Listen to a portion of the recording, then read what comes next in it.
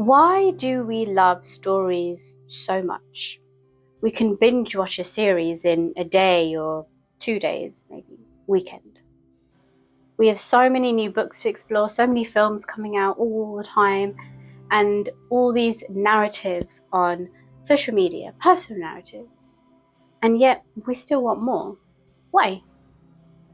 Welcome to this episode of Evolution of Stuff. Stories help us to understand the environment that we live in. The typical story consists of 3 parts. Event A, the unknown. Event B, the reveal. And Event C, the resolution. A simple example is Event A, the bush rustles. Event B, it's a lion. Event C, run. A slightly more complex story could be Event A, a drought affecting crops. Event B, the gods are angry. And Event C, rituals and gifts to the gods to restore balance. So why do we do this? The brain is a prediction machine. It is constantly scanning for patterns so it can anticipate what happens next, because prediction increases the chances of survival. Nature, however, is beautiful, intricate, and chaotic. And this is even without our technology. And so patterns and predictions can help to navigate this chaotic and unpredictable natural world. Pause for a moment and consider this. Imagine if you saw a rainbow for the first time. What would you think it is? What story could you build around its sudden appearance in the sky? See how many different narratives you can come up with, no matter how imaginative, to explain the presence of this colourful curve after it rains. And notice how quickly your mind fills in the gap, wanting to make sense of it. Storytelling used to be an oral tradition, and then it developed into theatre. Writing developed, and then mass printing, bringing far-off stories into local everyday life. As trade and the market evolved, another form of storytelling came about: marketing and advertising. Then came film and TV.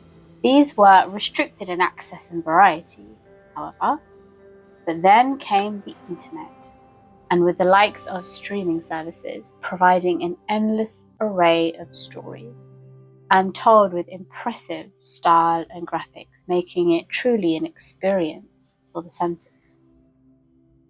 So what makes us binge on all this stuff, all these stories at these streaming services?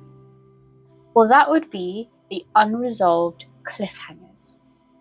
Think about what series you're watching at the moment and how each episode leaves you wanting more. And cleverly, how the streaming services automatically plays the next episode within a few seconds to serve that need. The cliffhanger is crucial. It withholds Event C. And we need Event C. The brain cannot complete the pattern without it. Event C, the resolution, teaches us what prediction to make. And as a result of this withholding of Event C, tension builds. And the only relief is the resolution. Hence, we watch the next episode. Social media has become part of the space now, with a new level of storytelling, the curated autobiography. While it doesn't necessarily conform to the 3-event structure really strictly, it does bring that sense of novelty and social reward with micro cliffhangers. Just like with series, we are pulled into the unresolved narrative, but this time it's of someone's life. We're living in this abundant environment with ancient biological systems, which can cause us tension, and sometimes unnecessarily.